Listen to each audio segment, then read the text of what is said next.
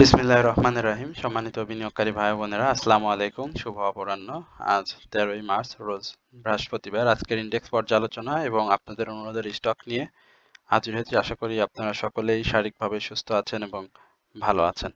আজকে প্রথমবারের মতো যারা আমার চ্যানেলে আমাকে নতুন করে শুনছেন তাদেরকে আন্তরিক ধন্যবাদ এবং কৃতজ্ঞতা প্রকাশ করছি। একই সঙ্গে বিনীতভাবে অনুরোধ করছি অবশ্যই আপনারা আমার এই চ্যানেলটি সাবস্ক্রাইব করবেন এবং আপনাদের যদি কোনো অনুরোধের স্টক থাকে সেটি কমেন্টসে লিখে জানাবেন। আমি অবশ্যই সেই সম্পর্কিত স্টক নিয়ে কথা বলবো। এছাড়াও যারা আমার নিয়মিত দর্শক আমাকে শোনেন তাদেরকেও ধন্যবাদ এবং কৃতজ্ঞতা প্রকাশ করছি। একই সঙ্গে আপনাদের যদি কোনো অনুরোধের স্টক থাকে সেটি অবশ্যই আপনারা কমেন্টসে লিখে জানাবেন। আমি সেটি নিয়ে অবশ্যই আপনাদের সাথে কথা বলবো। আজকের ইন্ডেক্সের যে আলোচনা, সার্বিক আলোচনা, সেটা শুরুতেই মার্কেটের যে ওপেন সেটি নিয়ে প্রতিদিনের ন্যায় কথা বলি। মার্কেটের ওপেনটি হয়েছিল কিন্তু গ্রিন ক্যান্ডেল দিয়ে এবং আজকে সারাদিন মার্কেট আমরা সবুজ দেখতে পাই এবং একটা সময় মার্কেটের ডাউন ট্রেন্ড আমরা দেখেছিলাম, তবে সেটিও সবুজ। বাট মার্কেট কখন এক সময়ের জন্য আমরা মার্কেটকে রেড ক্যান্ডেল হতে দেখিনি। মার্কেটের আজকে যে উত্থানটি ছিল সেটি বেশ ভালো।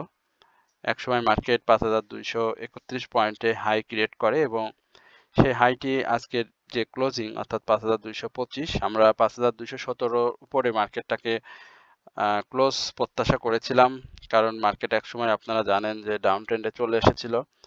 তো সেখান থেকে মার্কেট মাত্র 6 পয়েন্ট ডাউনে এসে মার্কেট কিন্তু বেশ ভালো একটি অবস্থানে আজকে শেষ করেছে 5225 পয়েন্ট এবং মার্কেটের যে ভ্যালু অর্থাৎ লেনদেন টার্নওভার সেটি গত দিনে হয়েছিল 452 কোটি টাকা, সেটি কিন্তু আজকে 414 কোটি টাকা কম হয়ে 38 কোটি টাকা গত দিনের তুলনায় আজকে মার্কেটে কম হয়েছে। আজকে আপ ট্রেন্ড স্টকের সংখ্যা আপনারা দেখতে পাচ্ছেন যে 163টি, ডাউন ট্রেন্ড স্টকের সংখ্যা 154টি। আনচেঞ্জ অবস্থায় গত দিনের তুলনায় আজকে প্রায় 13টি স্টক আনচেঞ্জ বেশি হয়েছে, অর্থাৎ আনচেঞ্জ স্টকের সংখ্যা কিন্তু আজকে বেশি ছিল। এছাড়াও আজকে টপ গেনার যে লিস্ট, টপ 10, সেটি আপনারা দেখতে পাচ্ছেন যে জেড ক্যাটাগরির পরপর দুইটি স্টক আজকে সুগার মিল, জেলা সুগার মিল যেটা হল্টেড হয়েছে, শ্যামপুন সুগার সেটিও হল্টেড হয়েছে জেড ক্যাটাগরির। S Alam cold storage, cold stills সেটিও হল্টেড হয়েছে। এসপি সিরামিক আমি গতকালকে আলোচনা করেছিলাম যে যে স্টকগুলো 40-50% আগামী এক মাসের মধ্যে প্রফিট টেকিং এর যে সুযোগ রয়েছে সেটি ছিল আপনাদের এই এসপি সিরামিক। যারা আলোচনা শুনেছেন, আজকে ইন্স্যুরেন্স সেক্টরের ভালো আধিপত্য ছিল, সেখানে আমরা প্যারামাউন্ট কে দেখতে পাচ্ছি, তারপরে ডেস জেনারেল ইন্স্যুরেন্স কে দেখতে পাচ্ছি, ভালো প্রাইস অ্যাকশন হয়েছে। আসলে যে এই স্টকগুলো আজকে প্রাইস অ্যাকশন করেছে, স্টকগুলো মূলত আমরা প্রথম সারির যে স্টকগুলো দেখতে পাচ্ছি তারা প্রতিদিনই ভালো প্রাইস অ্যাকশন করছে এবং নতুন করে ইন্স্যুরেন্স সেক্টরটা আজকে যোগ হয়েছে। এছাড়া সেক্টর বাই গেনার লিস্টে গতদিনে আমরা টেক্সটাইল সেক্টরকে আপ ট্রেন্ডে প্রথমে দেখেছিলাম, আজকে ইন্স্যুরেন্স প্রথমে চলে আসে, কালকে গত দিনে ইন্স্যুরেন্স সেকেন্ড পজিশন ছিল। তো আমি গতকালকে ইন্স্যুরেন্স সেক্টরের একটি আপ ট্রেন্ড বা এই মুভমেন্টের কথা আপনাদেরকে বলেছিলাম, ইন্স্যুরেন্স এবং টেক্সটাইল, সেটি দেখতে পাচ্ছেন। আজকে 41টি ইন্স্যুরেন্স কোম্পানি কিন্তু প্রাইস অ্যাকশন করেছে। এই টেক্সটাইলে আজকে 17টি আপ, 27টি ডাউন, ইকুয়াল 14টি। ইঞ্জিনিয়ারিং সেক্টরে 16টি আপ, ডাউনে 20টি, ইকুয়াল 6টি। ব্যাংকিং সেক্টর গতদিনের মতো আজকেও তার যে চতুর্থ অবস্থান সেটি ধরে রেখেছে, অর্থাৎ আপ ট্রেন্ডে যাওয়ার জন্য চেষ্টা করছে। মার্চ মাস, এপ্রিল মাসের যে মুভমেন্ট প্রত্যাশা করছি ব্যাংকিং সেক্টরে, সেই প্রত্যাশা মাফিক ব্যাংকিং সেক্টর কিন্তু ছোট ছোট মুভমেন্ট ধরে রেখেছে। তো এই হচ্ছে আপনাদের যে চা ইন্ডেক্সের মার্কেট সম্পর্কিত ছোট্ট আলোচনা, সেটি আপনাদের সাথে শেয়ার করলাম। এবার আপনাদের সঙ্গে চার্ট নিয়ে একটু কথা বলবো। চার্টের প্যাটার্নটা খুবই সুন্দর এবং এটা বলতে হবে যে মার্কেটের অবস্থা খুবই ভালো, সূচকের উত্থান চলবে, মার্কেট অনেক ভালো হবে। গত দিনেও বলেছিলাম যে 5240 উপরে মার্কেট আমরা একটা ক্লোজ প্রত্যাশা করছি, সেটা যদি হয়ে যায় তাহলে 5290 এই লেভেলে আমরা মার্কেটটিকে খুব সুন্দরভাবে দেখতে পাবো এবং দেখতে পাচ্ছেন যে মার্কেটের যে প্যাটার্ন বা ক্যান্ডেল সেটি রয়েছে সেটি কিন্তু একটা ডাব্লু প্যাটার্ন আকৃতিতে মুভমেন্টে যাওয়ার চেষ্টা করছে। মার্কেটের গতদিনে বলেছিলাম যে একটা আমরা সিগন্যাল যদি পজিটিভ পেয়ে যাই তাহলে আমরা মার্কেটকে বাই সিগন্যালে চলে দেখতে পাবো এবং সেটি কিন্তু চলে এসেছে। আরএসআইটা বাড়ার অনেক জায়গা রয়েছে, হিস্টোগ্রামের বারগুলো ধূসর এবং ছোট হয়ে এসেছে। এমএসিডিতেও আমরা অরেঞ্জ এবং ব্লু রেখার মুখোমুখি অবস্থান দেখছি। সুতরাং আগামী দিনে মার্কেট যদি 5240 এর উপরে ক্লোজ দিতে পারে তাহলে আমরা মার্কেটকে 5286 যে বাধাটি রয়েছে এই বাধাটি আমরা ঈদের আগে ইনশাল্লাহ সাকসেসফুলি ব্রেকআউট করতে পারবো। তো প্রত্যাশা করি মার্কেট আগামী দিনে আরো ভালো হবে। এরপরে খুব সংক্ষিপ্ত পরিসরে আপনাদের অনুরোধের স্টক নিয়ে কথা বলবো। প্রথমেই আমি যে স্টকটি নিয়ে আপনার সাথে কথা বলবো সেটি হচ্ছে টেকনো ড্রাগ। আমরা একটু দেখে আসি টেকনো ড্রাগের কি অবস্থা। টেকনো ড্রাগ নিয়ে আমার হোয়াটসঅ্যাপ গ্রুপে এবং আমার চ্যানেলের কমেন্টসে অনেকেই জানতে চেয়েছেন। আমরা একটু টেকনো ড্রাগ আপনাদের সাথে শেয়ার করি। টেকনো ড্রাগে আপনারা জানেন যে এটি ফার্মাসিউটিক্যাল সেক্টরের একটি স্টক। আমরা এটি নতুন, একেবারে নতুন একটি স্টক। তারপরেও স্টকগুলোর যে ধরনের মুভমেন্ট বা প্রাইস অ্যাকশন হওয়ার কথা সেই ধরনের প্রাইস অ্যাকশন কিন্তু আমরা দেখছি না। যদিও এর আগে স্টকটি ভালো একটা প্রাইস অ্যাকশনে ছিল, সেখান থেকে মার্কেট পরবর্তী সময়ে যখন খারাপ হয়ে যায় তখন কিন্তু ডাউন ট্রেন্ডে চলে আসে এবং সেই ডাউন ট্রেন্ডটা এখন পর্যন্ত অব্যাহত রয়েছে এবং এই স্টকটি বর্তমানে একটা সাইডওয়েজ মুভমেন্ট দিয়ে যাওয়ার চেষ্টা করছে। আমি যেহেতু সংক্ষিপ্ত পরিসরে আলোচনা করব সুতরাং একটু ধৈর্য সহকারে সবাইকে আলোচনা শোনার জন্য বিনীতভাবে অনুরোধ করছি। একই সঙ্গে আমার চ্যানেলটি আবারও বিনীতভাবে অনুরোধ করছি সাবস্ক্রাইব করার জন্য। স্টকটি এখন একটা সাইডওয়েজ মুভমেন্ট দিয়ে যাবে। জানেন যে স্টকটির ইয়ারলি হাই ছিল 69 টাকা 70 পয়সা এবং সেখান থেকে যে লো যেটি আমি বললাম মার্কেট প্রাইস ছিল 26 টাকা 40 পয়সা। শেয়ারটি 12% ক্যাশ ডিভিডেন্ড হিস্ট্রি দিয়েছে। পাবলিক হোল্ডিং মোটামুটি 4,12,00,000 শেয়ার। এখানে শেয়ারটির ভলিউমটা গেইন করা খুবই জরুরি। ভলিউমটা গেইন করতে না পারলে শেয়ারটি আসলে মুভমেন্টে সেভাবে আসতে পারছে না এবং এই শেয়ারটি 36 টাকার যে বাধা, এই 36 টাকার আগে 35 টাকা 20 পয়সার একটি বাধা রয়েছে, সেটিকে সাকসেসফুলি ব্রেকআউট করে এই শেয়ারটি যদি মুভমেন্টে আসে তাহলে আমরা শেয়ারটিকে একটা ভালো প্রাইস অ্যাকশনে দেখতে পাবো। আর স্টকটিতে এই মুহূর্তে আমি বলবো যে সেল সিগন্যাল তো রয়েছে, দেখতেই পাচ্ছেন মুভিং অ্যাভারেজ, হিস্টোগ্রামের বার, এমএসিডি অনুযায়ী। তো আরএসআইটা ডাউন ট্রেন্ডে রয়েছে। তো এই ডাউন ট্রেন্ডটা আমি বলবো যে 33 টাকা থেকে 32 টাকা 80 পয়সা এই লেভেলটা শেয়ারটির খুব ভালো একটা শক্ত সাপোর্ট জোন। সুতরাং এই সাপোর্ট জোনে আপনারা শেয়ারটিতে এন্ট্রি নিতে পারেন, বাট যদি সে এই সাপোর্টটাকে ভেঙে ফেলে তাহলে আমি বলবো যে স্টপ লস নিয়ে শেয়ারটি থেকে বের হয়ে যাবেন। এই হচ্ছে টেকনো ড্রাগ নিয়ে আমার সংক্ষিপ্ত পরিসরের আলোচনা। এরপরে বেস্ট হোল্ডিং এই স্টকটি নিয়ে আপনারা একটু জানতে চেয়েছেন। ট্রাভেল অ্যান্ড লেজার সেক্টরের এই বেস্ট হোল্ডিং এর কি অবস্থা আপনাদেরকে একটু সংক্ষিপ্ত পরিসরে জানাই। এটি এ ক্যাটাগরির একটি স্টক, এটিও নতুন। ট্রাভেল অ্যান্ড লেজার সেক্টরের এই স্টকটির আসলে পাবলিক হোল্ডিং যে শেয়ার রয়েছে প্রায় 15 কোটি শেয়ার। স্টকটির কোয়ার্টারলি যে ইপিএস গুলো আসে সেগুলো নেগেটিভ এবং সেক্টরাইজ মুভমেন্ট না থাকার কারণে শেয়ারটি আসলে সেভাবে মুভমেন্টে আসে না, বাট এখানে শেয়ারটি একটা প্যাটার্ন তৈরি করছে, ডাব্লু প্যাটার্ন। এই প্যাটার্নে শেয়ারটি কিন্তু মুভমেন্ট করার একটা সম্ভাবনা রয়েছে। তো আমি বলবো যে এই মুভমেন্টটা শেয়ারটির 20 টাকার উপরে, প্রাথমিকভাবে আমি বলবো 19 টাকা 50 পয়সা, তো 20 টাকার উপরে শেয়ারটিকে ক্লোজ দিতে হবে। যদি সে ক্লোজ দিতে পারে ভলিউম সহ তাহলে শেয়ারটিতে একটা ভালো মুভমেন্ট আসবে এবং সেক্টর ওয়াইজ মুভমেন্ট অবশ্যই জরুরি, যেহেতু শেয়ারটিতে ক্যাশ ডিভিডেন্ড হিস্ট্রি ভালো রয়েছে এবং সেক্টর ওয়াইজ মুভমেন্ট যদি আসে তাহলে আমরা প্রত্যাশা করি এই শেয়ারটিও আগামী দিনে ভালো হবে। বাট এখন যে পজিশনে শেয়ারটি রয়েছে এই পজিশনটা অনেকটা সাইডওয়েজ মুভমেন্টের মতো, আর সাপোর্ট জোন হচ্ছে 17 টাকা 80 পয়সা থেকে 17 টাকা 90 পয়সা। এটা শেয়ারটির একটি ভালো সাপোর্ট রয়েছে। এই সাপোর্টকে যদি শেয়ারটি রেসপেক্ট করে তাহলে শেয়ারটি সাইডওয়েজ মুভমেন্ট দিয়ে আগামী দিনে একটা প্রাইস অ্যাকশনে যাওয়ার চেষ্টা করবে। আর শেয়ারটিতে ভলিউম গেইন করতে হবে, একই সঙ্গে শেয়ারটিতে আমরা সেল সিগন্যালটা দেখতে পাচ্ছি। এরপরে ইপিজিএল নিয়ে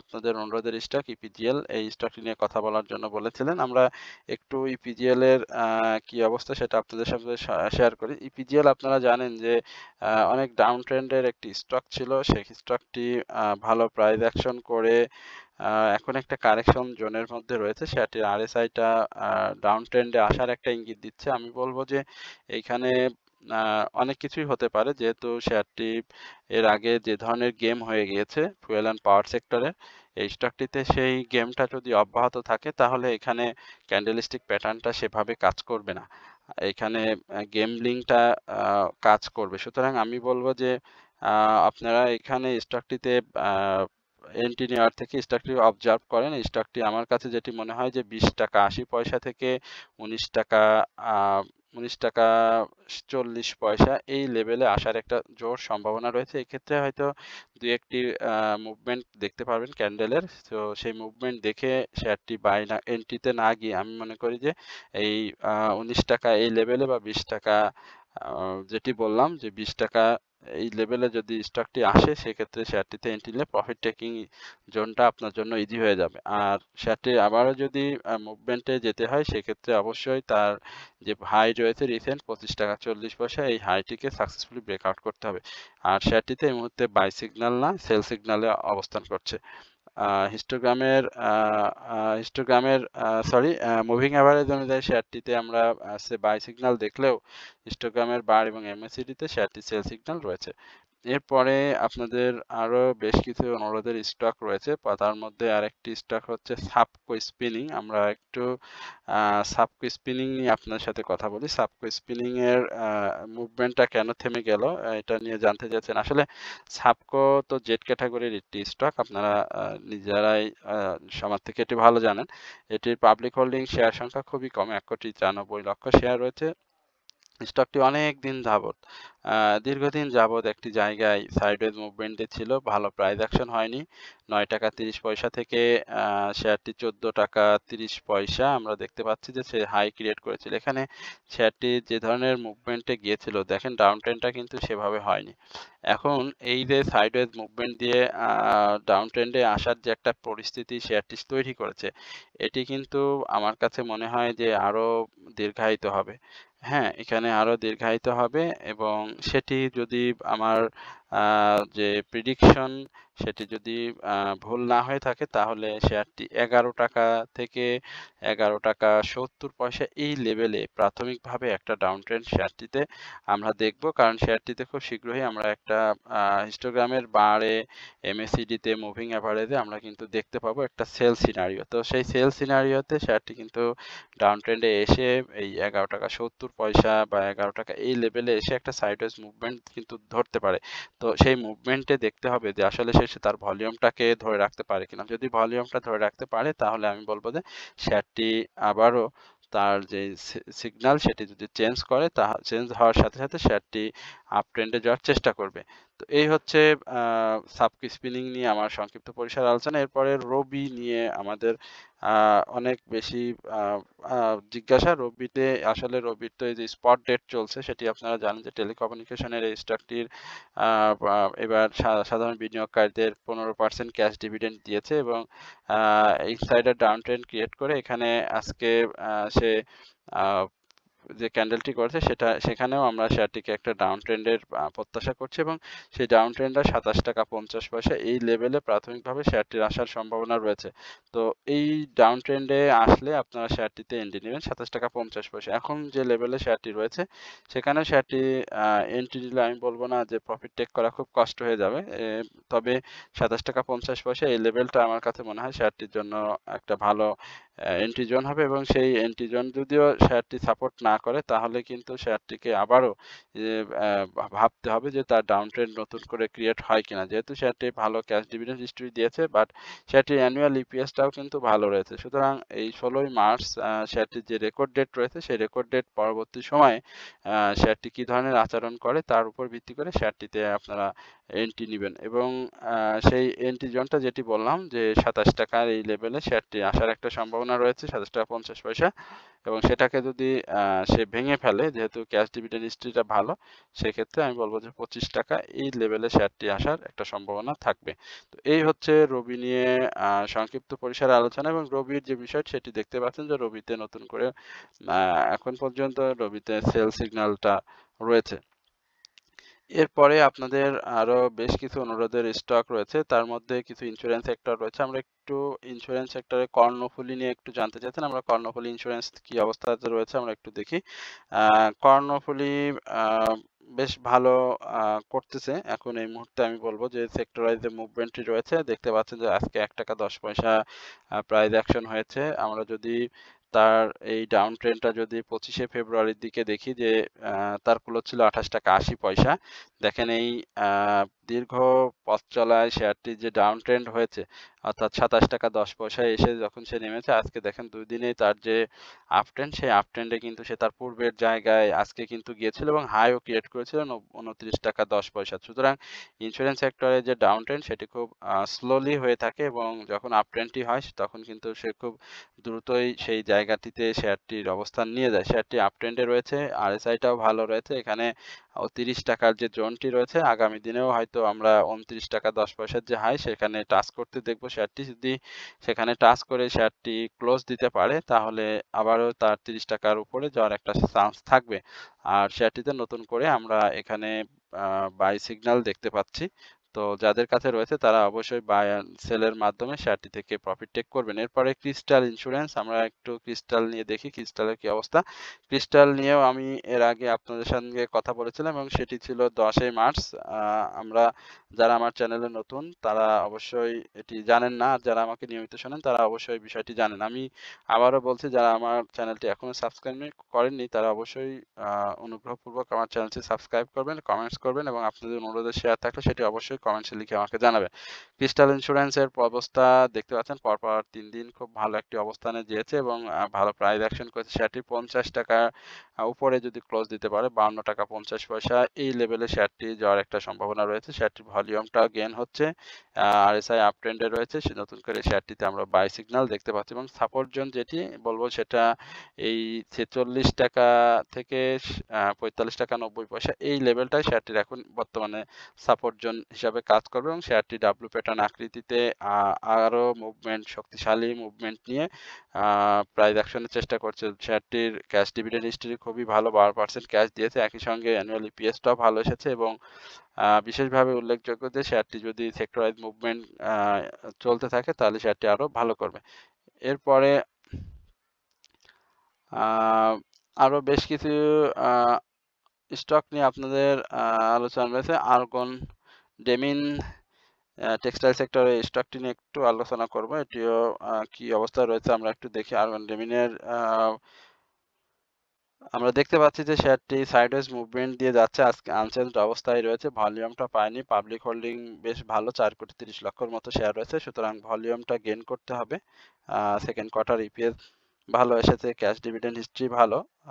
আগামী দিনে এই যে সাইডওয়েজ মুভমেন্ট, এই মুভমেন্টটা যদি ধরে রাখতে হয় তাহলে অবশ্যই শেয়ারটিতে ভলিউমটা গেইন করতে হবে। যদি আ ছোট ভলিউম না পাই তাহলে কিন্তু শেয়ারটি ডাউন ট্রেন্ডে যাওয়ার সম্ভাবনা রয়েছে এবং সেক্ষেত্রে শেয়ারটির সাপোর্ট তো আপনারা জানেন যে ৳১৭ থেকে ৳১৬.৯০ এই লেভেলটিতে শেয়ারের একটা ভালো সাপোর্ট রয়েছে এবং আরএসআই, হিস্টোগ্রামের বার, এমএসিডি মুভিং এভারেজ, আরএসআই তো এখনো সমান্তরালভাবে যাচ্ছে। এমএসিডি এবং মুভিং এভারেজ অনুযায়ী শেয়ারটিতে এই মুহূর্তে আমরা সেল সিগন্যাল দেখতে পাচ্ছি। আর প্রাইস অ্যাকশনের ক্ষেত্রে অবশ্যই শেয়ারটিকে ৳১৮ র উপরে ক্লোজ দিতে হবে এবং সেটা যদি সে দিতে পারে তাহলে শেয়ারটি আমরা আবারও একটা ভালো প্রাইস অ্যাকশন দেখব এবং সেক্ষেত্রে ৳১৯ থেকে ৳18.৫০ প্রাথমিকভাবে আমরা একটা বাই সেলের মাধ্যমে প্রফিট টেকিং এর সুযোগ পাবো। তো এই হচ্ছে মূলত আজকের ইনডেক্স আপনাদের অনুরোধের স্টক নিয়ে আমার সংক্ষিপ্ত পরিসরের আলোচনা। আশা করি আপনারা সকলেই ধৈর্য সহকারে আজকের এই আলোচনাটি শুনেছেন।